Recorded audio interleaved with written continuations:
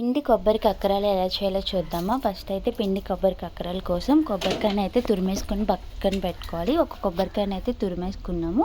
అందులోనే ఒక గ్లాస్ షుగర్ని కూడా యాడ్ చేసుకోవాలి. అందులో కొంచెం వాటర్ని కూడా యాడ్ చేసుకుంటాం. స్టవ్ ఆన్ చేసేసుకొని ఇదైతే మంచిగా కలిపేసుకోవాలి. మనం కొంచెం వాటర్ని కూడా యాడ్ చేసుకోవాలి. కొబ్బరి కూర అయితే మంచిగా అయితే ఈ కన్సిస్టెన్సీలో పాకం వచ్చేలాగా అయితే మనం చూసేసుకోవాలి. పాకం అయితే వచ్చేసింది కదా. ఇప్పుడు అయితే మనం గోధుమ పిండిని యాడ్ చేసుకుంటాము. గోధుమ పిండిని అయితే యాడ్ చేసుకుంటూ కలుపుతూ ఉండాలి. ఒక గ్లాస్ అనే కాదు, ఇంకా మనకి కావాలంటే కొంచెం గోధుమ పిండి కూడా యాడ్ చేసుకోవచ్చు. ఇంకా సరిపోదు కాబట్టి ఇంకొంచెం గోధుమ పిండి కూడా యాడ్ చేసేసుకున్నాము. గోధుమ పిండి మంచిగా మిక్స్ అయ్యేలాగా కలిపేసుకోవాలి. అందులో 2 టేబుల్ స్పూన్ నెయ్యి కూడా వేసుకున్నాము.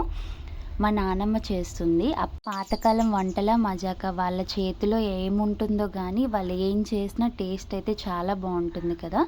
మనం చేతికైతే నెయ్యి అప్లై చేసుకొని పిండి కొబ్బరి ముద్దని కొంచెం కొంచెంగా తీసుకొని మనమైతే ఇలా అద్దుకున్నట్టు ఈ షేప్లో అయితే చేసేసుకోవాలి. మనం మీన్వైల్ ఏంటంటే ఆయిల్ని కూడా హీట్ చేసుకోవాలి. ఆయిల్ హీట్ అయ్యాక ఇవి ఒక్కొక్కటిగా మనం వేసేసుకోవాలి. ఎక్కువ వేయకూడదు, అంటుకుంటాయి.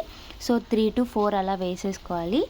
ఇవైతే మనం చూస్తూ ఉండాలి, ఎందుకంటే తొందరగా గోల్డెన్ బ్రౌన్ కలర్ వచ్చేస్తాయి. సో మనం దగ్గరే ఉంటూ చూసుకోవాలి. బోత్ సైడ్స్ మనమైతే మంచిగా ఈ కలర్లో అయితే ఫ్రై చేసుకోవాలి. అంతే, ఎంతో టేస్టీ పిండి కొబ్బరి కక్కరాలు అయితే రెడీ. మీరు కూడా మీ ఇంట్లో ట్రై చేయండి. టేస్ట్ అయితే చాలా చాలా బాగుంది.